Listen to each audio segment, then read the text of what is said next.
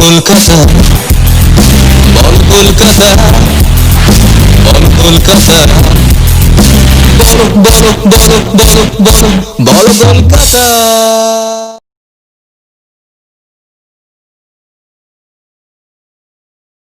জানেন যে আমরা আজকে কেন আপনাদের সাম্রাজ্যের মুখে রয়েছে, এখানে গোটা বিশ্ব আজকে কোভিড-19 এর কবলে পড়ে আমরা প্রায় বিধ্বস্তই বলা যায়। এবং তার উপর আমাদের পশ্চিমবঙ্গে যে আমফান ঝড়, সেই ঝড়ে আমরা পশ্চিমবঙ্গ প্রায় উত্তর চব্বিশ পরগনা, দক্ষিণ চব্বিশ পরগনা এবং মেদিনীপুর, হুগলি প্রায় এই এলাকা জুড়ে প্রায় আমরা নদিয়া রানাঘাট সাব ডিভিশনের বেশ অনেকটাই আমরা ক্ষতিগ্রস্ত। সেই জায়গায় দাঁড়িয়ে যে বিরোধীরা যে কুৎসা রটাচ্ছে যে আমরা কিছুই করিনি বা আমরা কিছুই করতে পারছি না, সেই জন্যই আমাদের আজকে সাংবাদিক সম্মেলন এবং আমাদের সর্বোচ্চ নেত্রী সম্মানীয়া মমতা বন্দ্যোপাধ্যায় এবং আমাদের সাংসদ আমাদের যুবনেতা অভিষেক বন্দ্যোপাধ্যায়ের নির্দেশে আজকে আপনাদেরকে সেই তথ্যগুলো আমরা দেবো যে আমরা এই পরিস্থিতিতে আমরা পশ্চিমবঙ্গের মানুষের জন্য কী করেছি সেটাই আপনাদের সামনে তুলে ধরবো এবং আমরা কতটা মানুষের পাশে দাঁড়াতে পেরেছি সেটাই আপনাদের সামনে তুলে ধরবো এবং সেটা আপনাদেরকে আমি বলছি। পশ্চিমবঙ্গ এই সময় খুব কঠিন পরিস্থিতির মধ্যে দিয়ে যাচ্ছে। মাননীয় মুখ্যমন্ত্রী মমতা বন্দ্যোপাধ্যায়ের সামনে থেকে নেতৃত্ব দিচ্ছেন এবং করোনা অতিমারি নির্মূল করার যথাসাধ্য চেষ্টা করছেন। এর সাথে আমফান ঝড়ের জন্য রাজ্যের যে অপূরণীয় ক্ষতি হয়েছে, তৈরি হওয়ার প্রাকৃতিকতার আশেপাশে প্রত্যেকের জন্য প্রচুর দুর্দশা যন্ত্রণা সৃষ্টি করেছে এবং অনেকের কাছে এই লড়াই কেবল মানসিকভাবে কঠিনই নয়, তাদের এই লড়াই অস্তিত্বের লড়াই হয়ে উঠেছে। যে সময় সকলে নিজের দায়িত্ব পালন করেছেন, বিজেপি তাদের সকল প্রয়াস বাংলাকে বদনাম করার উদ্দেশ্যে ব্যবহার করেছে। এই কঠিন সময় রাজ্যের পাশে দাঁড়িয়ে তারা কেবল রাজ্যকে অপমান করতে ব্যস্ত এবং রাজনৈতিক উদ্দেশ্য পালনের অপরণীয় ক্ষতি করায় নিয়োজিত হয়েছে। বিজেপি নির্মম প্রচেষ্টা এবং রাজ্যকে দুর্বল করার প্রক্রিয়া এই সময় বাংলার এক বিপদ সীমার পরিস্থিতি সৃষ্টি করেছে। তাদের কার্যপ্রণালী অত্যন্ত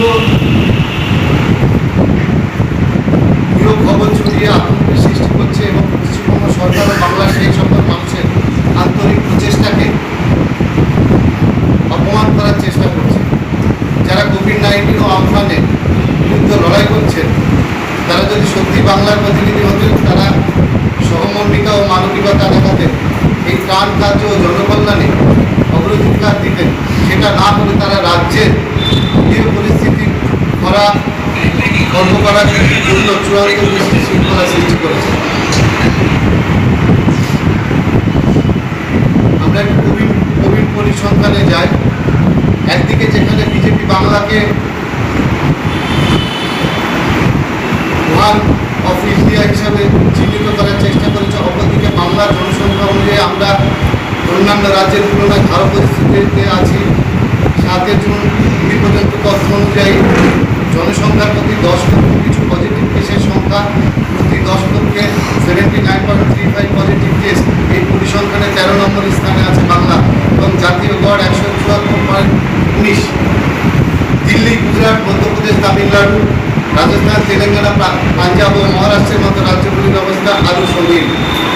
জনসংখ্যার প্রতি 10 লক্ষ কিছু টেস্টের সংখ্যা, প্রতি 10 লক্ষ টেস্টের সংখ্যা 2903। গত সপ্তাহে প্রতিদিন গড়ে 9618 টেস্ট করা হয়েছে। তেলেঙ্গানা, ঝাড়খণ্ড ও মধ্যপ্রদেশের মতো রাজ্যগুলি অনেক পিছিয়ে আছে। ত্রুটিপূর্ণ কিট পাঠিয়ে বিজেপি বাংলার মানুষের প্রাণ সংশয় তৈরি করার চেষ্টা করেছে। জনসংখ্যার প্রতি 10 লক্ষ কিছু সংখ্যা, পশ্চিমবঙ্গের মৃত্যুর হার প্রতি 10 লক্ষে 3.92 এবং সেই অনুযায়ী দেশে 5ম স্থানে রয়েছে। জাতীয় গড় 5.06। অনেক রাজ্যের তুলনায় পশ্চিমবঙ্গ ভালো অবস্থায় রয়েছে। মধ্যপ্রদেশ, গুজরাট ও মহারাষ্ট্রের অবস্থা আরও খারাপ। গুজরাট হাইকোর্টে এই বিষয়টি সত্যতার পর্যালোচনা করে আহমেদাবাদের সিভিল হাসপাতাল অন্ধকূপের থেকেও আরও খারাপ বলে মন্তব্য করেছে। এই ঘটনার কিছুদিন পর হাইকোর্টে যে বেঞ্চ বদলে দেওয়া হয়, বিজেপি সত্যি ভয় পাচ্ছে। জনসংখ্যার প্রতি 10 লক্ষ কিছু সক্রিয় কেসের সংখ্যা, প্রতি 10 লক্ষ 43.43 সক্রিয় কেসের হারে জাতীয় স্তরে 13 নম্বর স্থানে বাংলা। জাতীয় গড়ে 10 লক্ষ প্রতি 82.99 সক্রিয় কেস। দিল্লি, মহারাষ্ট্র, তামিলনাড়ু, গুজরাট, হরিয়ানা, উত্তরাখণ্ড, তেলেঙ্গানা, কর্ণাটকের মতো রাজ্যগুলি পশ্চিমবঙ্গ থেকে পিছিয়ে আছে। পজিটিভ কেসের হারের নমুনা টেস্ট অনুযায়ী 2.96% হারে রাজ্য নবম স্থানে আছে। জাতীয় গড়ে 5.18। গুজরাট ও মহারাষ্ট্র, তেলেঙ্গানা, মধ্যপ্রদেশ, বিহার, তামিলনাড়ুর মতো রাজ্যে পজিটিভ কেসের হার আরও বেশি। বাংলার লকডাউন কঠোরভাবে বাস্তবায়িত করেছে। পুলিশ ও প্রশাসনকে কড়া নির্দেশ দেওয়া হয়েছে, যে মর্মে জাতীয় ও রাজনৈতিক রং না রেখে লকডাউনের নিরপেক্ষভাবে কার্যকর করা হয়েছে। মুর্শিদাবাদ ও টিকিয়াপাড়ার ঘটনার প্রতি দ্রুত নিষ্পত্তি করা হয়েছে। বিজেপি হুগলির তেলেনিপাড়ার ঘটনাকে সাম্প্রদায়িক আখ্যা দেওয়ার চেষ্টা করেছে। পুলিশ তার কড়া ব্যবস্থা নিয়েছে এবং 129 জনকে গ্রেপ্তার করেছে। বিজেপি পাকিস্তানের হিন্দু বিরোধী হিংসার ভিডিও ছেড়ে তেলেঙ্গানার ঘটনার বলে চালানোর চেষ্টা করেছে। দিলীপ ঘোষ প্রকাশ্যে হুমকি দিয়ে লকডাউন না মানার চ্যালেঞ্জ দিয়েছিলেন এবং 29-এ তিনি ধর্মীয় স্থানগুলি খোলার জন্য মুখ্যমন্ত্রীর সমালোচনা করেন। কিন্তু একদিন পর কেন্দ্র দেখা যায় সব ধর্মীয় স্থানগুলো আমাদের মুখ্যমন্ত্রীর মধ্যে তিনিও খুলে দিয়েছেন। বাংলার পরিযায়ী শ্রমিকের ফিরিয়ে আনার যে কোনো প্রস্তুতি ছাড়াই লকডাউন কার্যকর করার দেশ জুড়ে কোটি কোটি অসহায় পরিযায়ী শ্রমিক এবং সবার উপরে মমতা ব্যানার্জি পরিযায়ী শ্রমিকদের জন্য উদ্যোগ প্রকাশ করেছেন এবং 26শে মার্চ যে রাজ্যে আমাদের পরিযায়ী শ্রমিকরা আছে সেই সব রাজ্যের মুখ্যমন্ত্রীকে চিঠি দিয়ে আমাদের যারা পরিযায়ী শ্রমিকরা আছে তাদেরকে সাহায্যের জন্য তিনি আবেদন করেছিলেন। তিনি সেনের পরশ প্রকল্পের মাধ্যমে অন্য রাজ্যে আটকে থাকা বাংলা পরিযায়ী শ্রমিককে নগদ 1000 টাকা প্রদান করার ব্যবস্থা করেছেন। 29শে এপ্রিল মুখ্যমন্ত্রী জানান যে পশ্চিমবঙ্গ সরকার অন্যান্য রাজ্যে আটকে থাকা বাংলার মানুষকে ফিরিয়ে আনার জন্য সব রকম পদক্ষেপ নিচ্ছে। পশ্চিমবঙ্গ সরকার এটাও জানায় যে অন্য রাজ্যে আটকে থাকা এই সকল বাংলার মানুষ ফেরত খরচও সরকার বহন করবে। স্বরাষ্ট্রমন্ত্রী অমিত শাহ এবং রেলমন্ত্রী পীযূষ গোয়েল প্রতিনিয়ত পশ্চিমবঙ্গকে নিশানা করে এই রাজ্যের বিভিন্ন প্রচেষ্টার ব্যাপারে মিথ্যা কথা বলে চলেছেন। মোদী সরকার প্রতিনিয়তই গাইডলাইন পাল্টে এক বিশৃঙ্খলার সৃষ্টি করে পরিযায়ী শ্রমিকদের জীবনের সাথে জীবন নিয়ে ছেলেখেলা করছে। 29 এপ্রিল লকডাউনের 40 দিন পর কেন্দ্রীয় পরিযায়ী শ্রমিকদের আন্তঃরাজ্য চলাচলের অনুমতি দেয়, তাও কেবল বাসের মাধ্যমে। 1 মে কেন্দ্র অবশেষে পরিযায়ী শ্রমিকদের ট্রেনের মাধ্যমে ফিরিয়ে আনার ব্যবস্থা করে এবং 30 মে কেন্দ্র জানান যে শুধুমাত্র সেই পরিযায়ী শ্রমিকরাই ফিরিয়ে আনা হবে যারা লকডাউনের ঠিক আগে বাড়ি ছেড়ে অন্য রাজ্যে গিয়েছেন।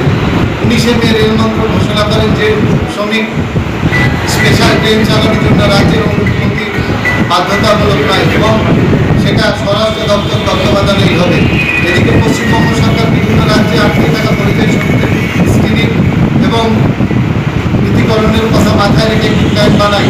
235টির বেশি ট্রেনকে অনুমোদন দিয়ে রেল দপ্তরের কাছে সেই শিডিউল পাঠানো হয় এবং তাতে অনুমতির জন্য আবেদন করা হয়। 23শে মে খবর আছে যে প্রায় 40টি ট্রেন পথ হারিয়ে তাদের গন্তব্যে না পৌঁছে অন্য রাজ্যে পৌঁছে গিয়েছে। ঠিকমতো তত্ত্বাবধান করতে তাহলে ট্রেনগুলি 80 জন পরিযায়ী শ্রমিকের মৃত্যু আটকাতে পারত। দিলীপ ঘোষের মর্মান্তিক ঘটনাকে ছোট ঘটনা বা বিচ্ছিন্ন ঘটনা বলে তিনি দাবি করেন। অতিরিক্ত বগি যদি জুড়ে রেল 2-3 জন করে একটি সিটে শ্রমিকদেরকে বসিয়ে যদি না আনতো তাহলে হয়তো অনেক শ্রমিকরাই আমাদের সুরক্ষিত থাকত। মুখ্যমন্ত্রী মমতা বন্দ্যোপাধ্যায় ঘোষণা করেছে যে বাংলার প্রতিটি মানুষের খাদ্যের ব্যবস্থা করে এবং যাদের ডিজিটাল রেশন কার্ড নেই তাদের জন্য 60 কুপন দেওয়া হবে। এই কঠিন সময় রাজ্যের কেউ যাতে ক্ষুধার্ত না থাকে তাই 3 মাসের জন্য বিনামূল্যে মাথাপিছু 5 কেজি চাল দেওয়ার ঘোষণা করা হয় এবং জনসংখ্যার 90% ফলে উপকৃত হয়েছে। পরিমাণগত রেশন বা বিতরণ করার অভিযোগ 782 জন ক্লিয়ারের বিরুদ্ধে পদক্ষেপ নেওয়া হয়েছে। লকডাউনের পর থেকে বাকি অভিযোগ খতিয়ে দেখা হয়েছে এবং 7 জন ডিলারকে সাসপেন্ড করা হয়েছে এবং 45 জনকে গ্রেপ্তার করা হয়েছে। এর 2020 অবধি 93.5% মোট বেনিফিশিয়ারি এবং 7.97 লক্ষ ভেন্টিলেশন পেয়েছেন, যা এপ্রিলের তুলনায় 10.7% বেশি। দুঃখজনকভাবে রানাঘাট রাইস মিল থেকে আপৎকালীন অবস্থায় খাদ্য জোগাড়ের ঘটনাকে বিজেপি রেশন হোর্ডিংয়ের তক্তা দিয়ে ভুয়ো খবর ছড়ায়, কিন্তু পশ্চিমবঙ্গ পুলিশ সঠিক এই ভুয়ো খবরের পর্দাফাশ করে দেয়। উপরন্ত 30শে এপ্রিল জলপাইগুড়ি বানারহাটে বিজেপির পার্টি অফিস থেকে প্রচুর পরিমাণে সামগ্রী উদ্ধার করা হয়েছে। আমফান পরবর্তীতে ত্রাণ বিতরণের ব্যবস্থা, বিজেপি অভিযোগ করে যে আমফান প্রতিরোধ করার কোনো ব্যবস্থা করা হয়নি, কিন্তু আমফানের আগে প্রায় 8.5 লক্ষ মানুষকে সরিয়ে নিরাপদ জায়গায় সরিয়ে নিয়ে যাওয়া হয়েছে। যেখানে ক্ষতির পরিমাণ 1 লক্ষ কোটি, সেখানে এখন পর্যন্ত কেন্দ্র সরকার 1000 কোটি টাকা ঘোষণা করেছেন। সেই পরিপ্রেক্ষিতে পশ্চিমবঙ্গ সরকার এখন পর্যন্ত ত্রাণের কাছে 6250 কোটি টাকা ব্যয় করেছে। উপরোক্ত কেন্দ্র এখন পর্যন্ত রাজ্যের বকেয়া 53,000 কোটি টাকা আটকে রেখেছে। 9 দিনের মধ্যে 9টি জেলার 5 লক্ষ পরিবার যারা গৃহহীন তাদের জন্য 20,000 টাকা দেওয়া হয়েছে এবং এমজি এনার্জি এর মাধ্যমে এই বাড়ি নির্মাণের কাজ করবেন এবং তাদেরকে আরও 28,000 টাকা এই প্রকল্পের সুবিধা প্রায় 10 লক্ষ মানুষ পাবেন। ক্ষতিপূরণ হিসাবে 23.3 লক্ষ কৃষককে অর্থ প্রদান করেছেন পশ্চিমবঙ্গ সরকার। এই মুহূর্তে এক অদৃশ্য শক্তি ও প্রাকৃতিকের সাথে মোকাবিলা করছে, তার জন্য পাল্টা জবাব দিচ্ছে না। রাজ্য এই মুহূর্তে খাদ্য ও বাসস্থান পরিকাঠামো এবং স্বাভাবিক পশ্চিমবঙ্গকে স্বাভাবিক করার কাজে নিয়োজিত। এই মুহূর্তে বিজেপি বাংলার মানুষকে বদনাম এবং অপদস্থ করার চেষ্টায় ব্যস্ত, কিন্তু বর্তমানে প্রতিকূলতা কাটিয়ে ওঠার পর বাংলা বিজেপির কাছে প্রত্যেকটা ভুয়ো খবর এবং রাজনৈতিক লাভের জন্য সাধারণ সকল ঘটনার জবাবদিহি চাইবে। যদি বিজেপি যে তাদের এই বাংলার মানুষের জীবন ও ভাবাবেগের সাথে ছেলেখেলা করে রাজ্যবাসী ভুলে যাবে এবং তাদের ক্ষমা করে দেবে, তাহলে তারা ভুল ভাবছে। বিনা অপপ্রচার ছড়ানো বিজেপির সকল প্রচেষ্টাকে বাংলার মানুষ সুযোগ্য জবাব দেবে।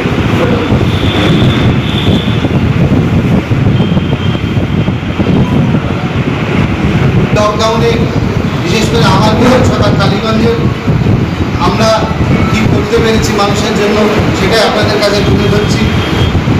কালীগঞ্জ ব্লক তৃণমূল কংগ্রেসের প্রতিটি বুথে মানুষের পাশে প্রায় 35 থেকে 40 জন মানুষের পাশে আমরা দাঁড়িয়েছি এবং আমরা প্রত্যেক মানুষকে চাল ডাল এবং সব রকমভাবে এই লকডাউনে সহযোগিতা করেছি। স্থানীয় তৃণমূল কংগ্রেসের নেতৃত্ব সমগ্র বিধানসভাতে 1000-এরও বেশি মাস্ক আমরা বিতরণ করেছি। পঞ্চায়েত সমিতির সদস্যরা নিজের উদ্যোগে এবং কিছু ক্লাবের মাধ্যমে দান বিতরণ করেছেন। কালীগঞ্জ পঞ্চায়েত সমিতি 100-এরও বেশি পরিযায়ী শ্রমিককে ভিন্ন রাজ্য থেকে ফিরিয়ে আনতে সহযোগিতা করেছে। ছোট ফুলবেড়িয়ার কোয়ারেন্টাইন সেন্টারে রান্না করা এবং খাবার বিতরণ করার ব্যবস্থা করা হয়েছে। কালীগঞ্জ পঞ্চায়েত সমিতির তরফে মাটিয়ারি কোয়ারেন্টাইন সেন্টারেও খাওয়া দাওয়ার ব্যবস্থা করা হয়েছে।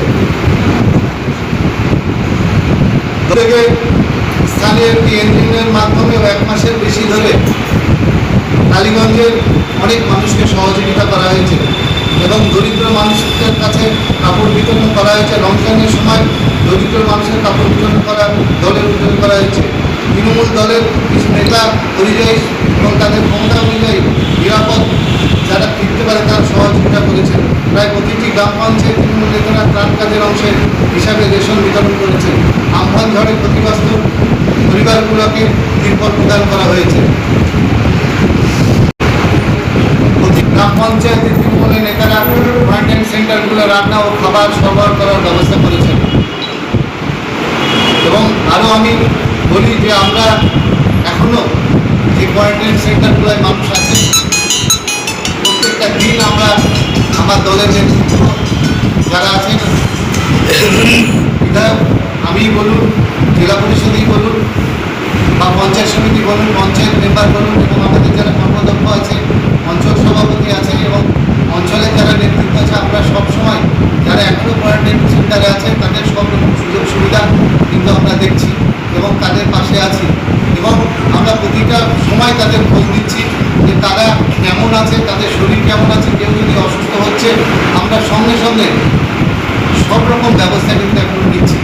এবং আমরা আশা করছি যে এই লকডাউন যতদিন চলবে এবং আমাদের পরিযায়ী শ্রমিকরা যতদিন আসবে, যারা আমাদের বিধানসভার বাইরে আছে, আমরা সবসময় তাদের পাশে আছি এবং তাদেরকে সহযোগিতা করব।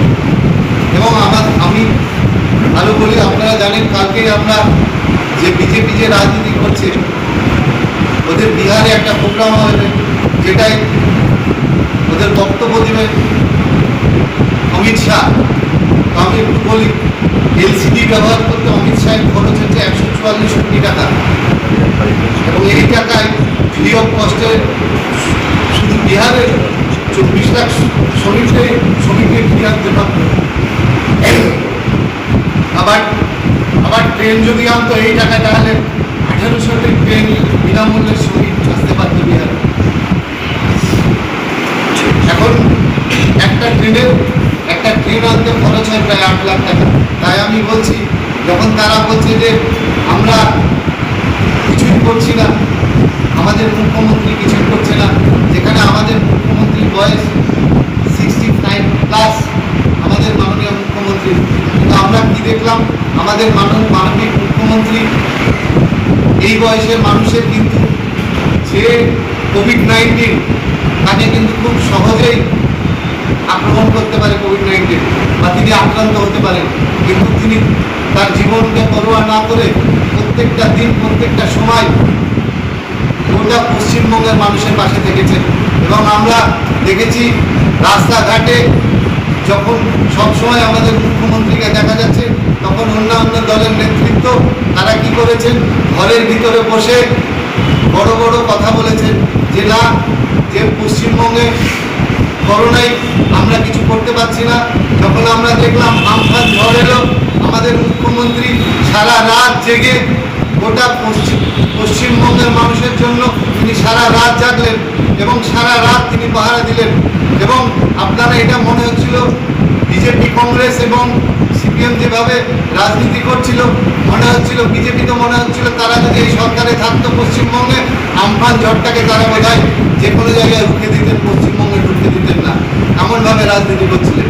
এবং সিপিএম, কংগ্রেস, সিপিএমকে বিশেষ করে বলবো, তারা যেভাবে বলছিলেন যে আমফান ঝড়ে যে ক্ষতি হয়েছে তারা বোধহয় সরকারে থাকলে খুব তাড়াতাড়ি সব রিকভারি করে দিতেন। কিন্তু আমরা 2000 সালের বন্যাটা দেখেছি। 2000 সালের বন্যাটা কিন্তু জলটা নিচে দিয়ে গিয়েছিল, ঝড় হয়নি, বন্যায়। কিন্তু আমরা দেখেছি 15 থেকে 16 দিন আমাদের এলাকায় কিন্তু কোনো ইলেকট্রিকের ব্যবস্থা ছিল না। আমরা সেটা সকলেই জানি যে বিজেপি যেভাবে রাজনীতি করছে, শুধু রাজনীতি করতে হয় বলে করছে, এবং তাদের সবসময় টার্গেট হচ্ছে পশ্চিমবঙ্গ। আজকে যখন গোটা দেশ, গোটা বিশ্ব করোনায় আমরা বিধ্বস্ত, সেই জায়গায় দাঁড়িয়ে আমরা যখন চাইছি যে সবাই মিলে এই করোনার সাথে লড়বো, তখন তারা কিন্তু প্রত্যেকটা সময় রাজনীতি করতে ব্যস্ত। এবং এটাও বলে রাখি যে আমাদের যে কালীগঞ্জের কথা বলি, কালীগঞ্জে যে রেশন ব্যবস্থা, আমাদের এখানে আমাদের খাদ্য কর্মকর্তা আছেন, জেলারও আছেন এবং আমার ব্লকেরও আছেন, তারা যথেষ্টই আমাদের যে রেশন ডিলার যারা আছে আমাদের কালীগঞ্জে, আমরা সব সময় ভিজিট করে যে কালীগঞ্জে যেন কোনো দুর্নীতি না হয়, আমরা কিন্তু প্রত্যেকটা সময় লক্ষ্য রেখেছি এবং আমরা খোঁজ রেখেছি যে প্রত্যেকটা সময় যেন মানুষ সঠিকভাবে এই যে আমাদের মুখ্যমন্ত্রী যে রেশন ফ্রি অফ কস্ট করে দিয়েছে তার পরিষেবা হয় সেটা আমরা করেছি। আর বিশেষ কিছু বলছিলাম, আমাদের এই সাংবাদিক সম্মেলন এখানে শেষ করছি। সকলে ভালো থাকুন, সুস্থ থাকুন এবং নমস্কার।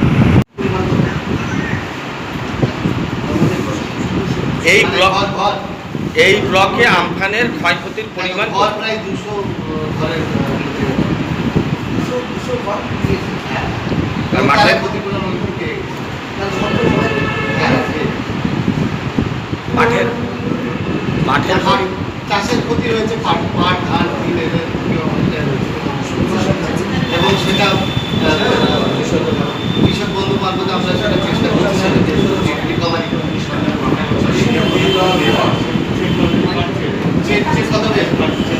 এখন চেক তো বললাম কৃষক বন্ধু মারফত টাকা অলরেডি ঢুকতে লেগেছে।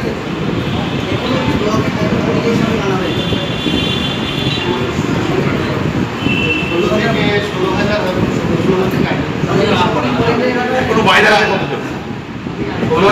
বাইরে আছে কতজন এখন? আমরা অ্যাকচুয়ালি যারা মহারাষ্ট্র থেকে এসেছে সেটাকে আমরা মোটামুটি ব্লকের যে পলিটিক্স সেন্টারটা ওখানে বেশি বাকি ওখানে রাখা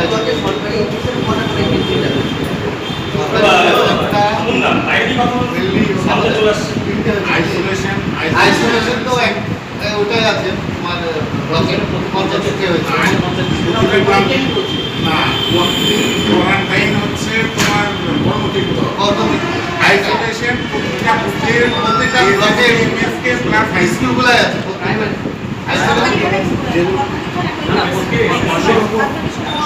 আইটিআই কলেজ আছে একটা আর কর্মদিস আছে। আপনার এলাকার যে সমস্ত পজিটিভ কেসগুলো তারা রিকভার হয়ে তারা সুস্থ হয়ে ফিরেছে, তাদের মনোবল বাড়ানোর জন্য বা তাদের পাশে আপনারা কীভাবে দাঁড়াচ্ছেন? আপনার এলাকার বেশ কিছু করোনা আক্রান্ত পরিবার যারা সুস্থ হয়ে ফিরেছে তাদেরকে সমাজের মূল স্রোতে আনার জন্য বা তাদের পাশে দাঁড়ানোর জন্য কি ব্যবস্থা নিচ্ছেন? তাদেরকে আমরা এখনো যারা ফিরেছে তাদেরকে বলছি এখনো তোমরা বাড়িতেই থাকো এবং আমাদের যেটা সহযোগিতা করার দরকার সেটা সহযোগিতা এবং আশেপাশে যারা আছে তাদেরকেও বলেছি আমরা যে দেখুন অসুখ সবারই হতে পারে, এটা গোটা বিশ্বেই হচ্ছে এবং সাবধান থাকতে হবে। রোজগারের জন্য 100 দিনের কাজ দিচ্ছেন এবং পরিযায়ী শ্রমিক যারা এসেছে তাদের যে সিস্টেম 14 দিন থাকার পর তাদেরকে আমরা 100 দিনের কাজের ব্যবস্থা অবশ্যই এইরকম কত সংখ্যক এসেছেন যারা কাজ দিয়ে? প্রায় 16,000। না, তাদের মধ্যে কাজ দেওয়া গেছে কতজনকে? 100 দিনের কাজ 100 দিনের এখন ধরো সবাই ম্যাক্সিমাম কোয়ারেন্টাইন সেন্টারেই আছে। সেটা নতুন করে আমরা সেটা ব্যবস্থা পঞ্চায়েতে অ্যাপ্লিকেশন যে তারা পরিযায়ী শ্রমিক ছিল তারা এসে তারা যে পঞ্চায়েত প্রধান আছে তাদেরকে অ্যাপ্লিকেশন কোয়ারেন্টাইনে যারা আছে তারা কি ঠিকঠাকভাবে আছে? তাদের কি ঠিক খাওয়া দাওয়া ঠিকঠাকভাবে পাচ্ছে?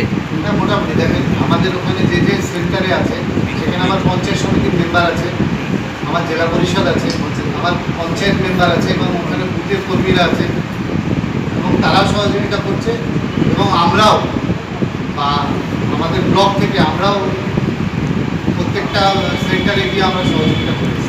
একাধিকবার অভিযোগ উঠছে যে সেখানে কোনো পরিষেবা পাওয়া যাচ্ছে না, উল্টে বাড়ির থেকে খাবার দাবার দিতে হচ্ছে। দেখুন অনেক জায়গায় অনেক রকম কথা হচ্ছে। দেখুন আপনাকে বলি একটা সামান্য হিসাব ধরেন 10,000 লোক কোয়ারেন্টাইন সেন্টারে আছে, আপনি 100 টাকা মাথা উঁচু করে ধরেন কত হয় প্রত্যেক দিন হিসাব করুন। কিন্তু আমরা প্রত্যেক পঞ্চায়েত থেকে আমরা কিন্তু চেষ্টা করছি যতটা পারা যায়।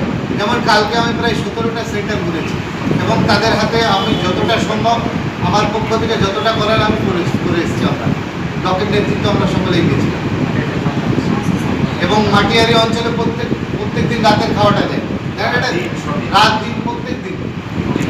বড়চাঁদ ধরে একটা সেন্টার চলছিল, তারা প্রত্যেক দিন খাবার দিয়েছে এবং তারা কাজ করেছে। চুনারপুরের একটা কোয়ারেন্টাইন সেন্টার আছে, সেখানেও খাবার দাবার দেওয়া হচ্ছে, কেড়েডাঙ্গায় দেওয়া হচ্ছে। শুনেন লোকে অপপ্রচার করছে, আমরা যতটা পাচ্ছি। দেখুন একটা কথা মাথায় রাখতে হবে, যারা পঞ্চায়েতের মেম্বার আছে বা পঞ্চায়েত সমিতির মেম্বার আছে এরা সবারই লকডাউন চলছে, সবারই আর্থিক অবস্থা কিন্তু সবারই খারাপ। কেউ যদি ব্যবসা করে তারও ব্যবসা বন্ধ, কে কতটা কাকে সহযোগিতা করতে পারবে এটাও কিন্তু ভাববার বিষয়। আপনারা কোশ্চিন করছেন যে করতে পারছি, একটা পঞ্চায়েতের মেম্বার কতটুকু ক্ষমতা তার? আর এমনি কালীগঞ্জ পিছিয়ে পড়া এলাকা, আপনি পিএম ফান্ড নিয়ে, বিজেপির পিএম ফান্ড নিয়ে তখন কেউ কিন্তু মাথা তুলছে না। আজকে যদি পিএম ফান্ড যেটা হয়েছে, হাজার হাজার কোটি কোটি টাকা, সেখানে লাখ লাখ হাজার হাজার টাকা সেখানে জমা পড়েছে, সেই টাকা যদি আমাদের প্রত্যেক রাজ্যের যে শিল্পপতি আছে ভারতবর্ষের, সেলিব্রিটিরা আছে, তারা যদি সেই টাকা পিএম ফান্ডে না দিয়ে যদি আমাদের রাজ্য সরকারকে দিত, সব রাজ্য সরকারকে ভাগ করে দিত, তাহলে আমার মনে হয় অনেক মানুষ উপকৃত হতো। যদি বলে কালীগঞ্জের বিজেপির কথা বলি, কালীগঞ্জের বিজেপির কোনো ভূমিকা নাই এখন অবধি, তাদের কোনো আমরা ভূমিকা দেখিনি বা কোনো দলেরই আমরা কোনো ভূমিকা দেখিনি, এবং কোনো সেন্টারও করেনি, কোনো তাদের যোগাযোগও নাই কারোর সঙ্গে। এক কথায় তারা মানুষের সাথে বিচ্ছিন্ন, ওদের একটাই যেটা রাস্তা, মানুষের সাথে সম্প্রদায়টা উড়িয়ে দেবো, দিয়ে ভোট করে নেবো, এই চিন্তাধারা, এবং সেই চিন্তায় ওরা পড়ে আছে। ওরা ভাবছে যে ধর্মের নামে যা হবে অপপ্রচার করবো, অপপ্রচার করে যাচ্ছে, এবং অপপ্রচার করে যেটা দরকার ভোট দেওয়ার, সেই ভোট দেওয়ার চেষ্টা। কিন্তু এটুকু বলছি, আমাদের সম্মানীয় মুখ্যমন্ত্রী থাকতে, মমতা ব্যানার্জি থাকতে, সে আশায় জল ঢালা যাবে, সে চিন্তার কোনো কারণ নাই। আর আমি এটাকেও বলছি যে আমাদের মুখ্যমন্ত্রী আছেন, 21-এ থাকবেন, এবং আমরাও আবার 21-এ ফিরব, এটাই আমাদের শেষ কথা। বিরোধীরা বলছে যে আমরা সাহায্য করতে গেলে পরে তারা কোয়ারেন্টাইনে পাঠিয়ে দিচ্ছে, অথচ রাজ্য সরকার যদি সাহায্য করে সে ব্যাপারে কোনো পদক্ষেপ নিচ্ছে না, কী হবে? এখানে তো কোনো জায়গায় দেখলাম না, শুনে রাজনীতি করতে হয়, দাদা রাজনীতি করছে, কোনো জায়গায় দেখলাম না যে একটা চালের ঝুলা নিয়েও কাউকে সাহায্য করেছে। যে বিজেপি নেতারা আছে বলেন না পাশের বাড়ির লোকটাকে সহযোগিতা করতে, সেটাও করেনি। আমফান পরবর্তী ক্ষতিপূরণের যে প্রক্রিয়াটা, সেই প্রক্রিয়াটা অনেকেই দাবি করছেন যে তারা জানেন, অনেক কৃষক করছে কীভাবে কোথায় কী করতে হবে, সেটা কীভাবে সেটা ব্লকে যোগাযোগ করতে হবে।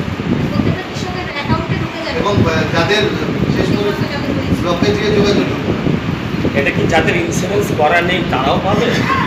যে সমস্ত জমির কৃষকদের ইন্স্যুরেন্স বা দেখুন, এখন যারা কৃষক বন্ধু আছে, শস্য বিমা যাদের করা নেই, কিছু কৃষক বন্ধু আছে যাদের শস্য বিমার আওতায় নেই, দেখুন, তারাও এখন পাবে? যারা এখন যখন আমি একটা গত হয়তো স্টেপ নাম দেবে আমাদের মুখ্যমন্ত্রী ঘোষণা করলেন, আগে যেমন যাদের রেশন কার্ড ছিল না তারা কিন্তু প্রথমে পৌঁছেছে, আপনি দেখেন তারপর কিন্তু আবার তিনি তাদেরকে ব্যবস্থা করলেন, আবার ব্যবস্থা করেছেন।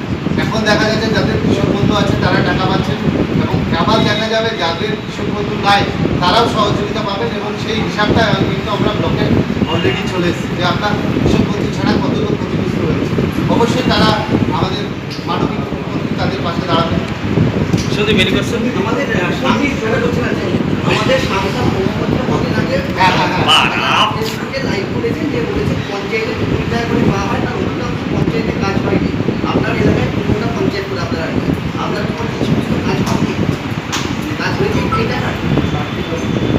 দেখুন, একটা কথা বলি, আজকে প্রায় 3 মাসের উপর লকডাউন, ঠিক আছে, এবং প্রত্যেকটা কাজ কিন্তু বন্ধ হয়ে গেছে। এবং সব থেকে বড় কথা আপনাদের যে করোনা, সব থেকে বলছে যে সোশ্যাল ডিস্টেন্স মেনটেন, এবং সেই ক্ষেত্রে আজকে প্রত্যেকটা পঞ্চায়েত কিন্তু কাজকর্ম বন্ধ ছিল, এবং আবার খুলেছে, এবং শুরুভাবে আবার কাজ করছে। আপনার এলাকার কিছু আপনারই যারা ক্ষতিগ্রস্ত চাষি বা কৃষক, তাদেরকে ক্ষতিপূরণের যে প্রক্রিয়া, সেই প্রক্রিয়া আপনাদেরকে অ্যাভয়েড করে সাংসদ নিজে এসে তাদেরকে এখানে এডিএম বা এই লেভেলের কাউকে নিয়ে এসে তাদেরকে পার্সোনালি ব্যাংক অ্যাকাউন্ট খোলাচ্ছে, সেখানে আপনাদের দলীয় নেতৃত্বকে সেভাবে ডাকা হচ্ছে না, বিষয়টা কীভাবে বলবেন? আপনার কি বলবে টাকা হচ্ছে? আপনাদের তো সেভাবে অ্যাটেন্ডেন্স পাওয়া যায়নি মহুয়ার মধ্যে। লাস্ট মিটিং আমি ছিলাম, সবাই ছিল, আপনারা ছিলেন হ্যাঁ, অবশ্যই যখন ব্যাংকের অ্যাকাউন্ট খোলা হলো সেই দিনকেও? সবাই ছিলাম, অবশ্যই কে বলবো? সবাই ছিলাম, আপনাদেরকে ভুল বার্তা দিচ্ছি। আমি ছিলাম, এখানে সব, হ্যাঁ, আমরা সবাই ছিলাম, প্রশাসনিক অ্যাকাউন্টগুলো কোন ব্যাংকের খোলা হয়েছে? কোথায়? এখন যেটা রানিং আছে সেটা চলছে। দেখুন, এখন আইসিআইসিআই এর জন্য বলেছেন। সেটা কোথায় ব্যাংক? দেনা বা এক্সিস কি একটা ব্যাংক সামথিং কৃষ্ণনগরে আছে, সেই ব্যাংক আপনাদের এলাকায়, সেই ব্যাংকের হ্যাঁ সেই ব্যাংক তো আপনার এলাকায় নেই, সেটার অ্যাকাউন্ট হচ্ছে কৃষ্ণনগর। এখান থেকে কৃষকরা কৃষ্ণনগরে কি অ্যাকাউন্ট খুলবে? এটা ভুল বার্তা হচ্ছে। এটা কৃষকদের জন্য বলে, এটা মানে কৃষকদের জন্য বলেন, আপনি ভুল বলছেন। দাদা এটা ভুল হচ্ছে। সরি পঞ্চায়েতের সরি এই টাকা কিন্তু যারা বর্তমান পঞ্চায়েত প্রধান বা মেম্বার আছে তারা কিন্তু অনেক প্রজেক্ট জানেনই না। এরকম একটা সাংসদ হিসেবে বলছে এরকম প্রজেক্ট তারা জানেন না। উনি জানেন না, কিন্তু 50 লাখ regular টাকা এসে সবাই যে তোর ইয়ে ফান্ড ক্লাস হচ্ছে। আমরা আস্তে আস্তে জেনে নেব, অসুবিধা কি? ফান্ডটা কি ওনার কাছ থেকে জেনে নেব। 50 লাখ টাকার উপরে যে ফান্ড উনি তো রেগুলার মিটিং করছেন। চাপ নেই, মানে চাপ জিতছে। আজকে আমাদের মাননীয় মুখ্যমন্ত্রী এবং আমাদের নেত্রী সম্মানীয় মমতা বন্দ্যোপাধ্যায়ের নির্দেশে এবং আমাদের যুব নেতা এবং সাংসদ অভিষেক বন্দ্যোপাধ্যায়ের নির্দেশে যে সাংবাদিক সম্মেলন, সেটা আমরা এটুকুই বলবো যে আজকে কালীগঞ্জ বিধানসভা থেকে বিধায়ক হিসাবে যে আজকে গোটা বিশ্ব যখন করোনায় আক্রান্ত এবং জামফান ঝড়, এই ঝড়ে বিধ্বস্ত পশ্চিমবঙ্গ, সেখানে আমাদের মুখ্যমন্ত্রী জীবনের ঝুঁকি নিয়ে প্রত্যেকটা দিন রাত যে পরিষেবা দিয়ে চলেছেন এবং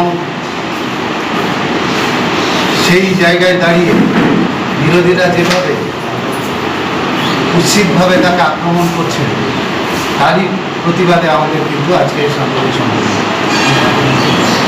এবং আমরা বর্তমানে দেখেছি যে পরিযায়ী শ্রমিক নিয়ে বিভিন্নভাবে এই পশ্চিমবঙ্গের মুখ্যমন্ত্রীকে আক্রমণ করা হয়েছে। স্বাভাবিকভাবে দেখা যায় যখন যেদিন লকডাউন হলো এবং হঠাৎ করে লকডাউনের ফলে পরিযায়ী শ্রমিকরা যেভাবে আমাদের পশ্চিমবঙ্গের পরিযায়ী শ্রমিকরা বাইরে যেভাবে বিপদে পড়লেন এবং তার পরে আমাদের মাননীয় মুখ্যমন্ত্রী প্রত্যেকটা রাজ্যের মুখ্যমন্ত্রীকে চিঠি লিখে তাদেরকে জানিয়ে দিয়েছিলেন যে আমাদের যারা পরিযায়ী শ্রমিক আছে তাদেরকে সহযোগিতা করার জন্য এবং তাদের উপযুক্ত খাওয়ার থেকে আরম্ভ করে সব রকম ব্যবস্থা করার জন্য। কিন্তু কেন্দ্রীয় সরকার যে লকডাউন করলো কোনো রকম চিন্তা ভাবনা না করে, তার কারণ যারা পরিযায়ী শ্রমিক, সেই পরিযায়ী শ্রমিককে যদি 60টা দিন টাইম দিয়ে বা 10 দিন টাইম দিয়ে আমাদের পশ্চিমবঙ্গে বা যে পরিযায়ী শ্রমিক বিভিন্ন রাজ্যের যারা বাইরে আছে তাদেরকে যদি নিজের বাড়িতে ফেরার মতো পরিস্থিতি করে দিতেন, তাহলে মনে হয় এত বিপদের সম্মুখীন আমরা হতাম না। কিন্তু বর্তমানে পরিস্থিতিতে কি দেখা যাচ্ছে, আমরা দেখতে পাচ্ছি সেই সব পরিযায়ী শ্রমিকরা যখন দিল্লি, তামিলনাড়ু, মহারাষ্ট্র বা বিভিন্ন রাজ্য থেকে আসছেন, তারাই কিন্তু এসে দেখতে পাচ্ছে তারা আক্রান্ত হচ্ছে।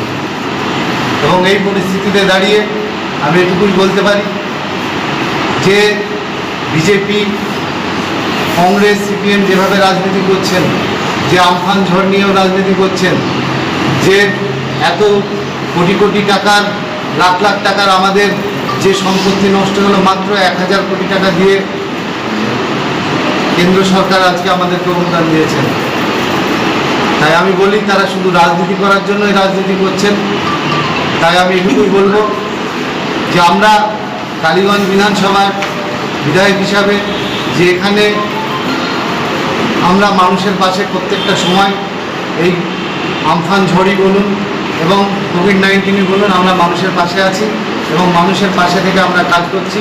এখানে বিরোধী যারা আছে তাদেরকে কিন্তু খুঁজে পাওয়া যাচ্ছে না, তারা শুধুই রাজনীতি করতে ব্যস্ত এবং তাদের কাজ হচ্ছে রাজনীতি করা এবং তারা ঘোলা জলে মাছ ধরার তারা চেষ্টা করে যাচ্ছেন এবং যত অপপ্রচার তারা কিন্তু এখানে করে যাচ্ছেন। তাই এটুকুই বলবো যে আমাদের মমতা ব্যানার্জি আমাদের পাশে আছেন এবং আমরা তার সৈনিক হিসাবে আমরা দিনরাত তার হয়ে কাজ করে যাব এবং আমরা আশা করছি যে 2021-এ আবার আমরা ক্ষমতায় আসবো। আচ্ছা, আপনি একটা জানালেন যে 200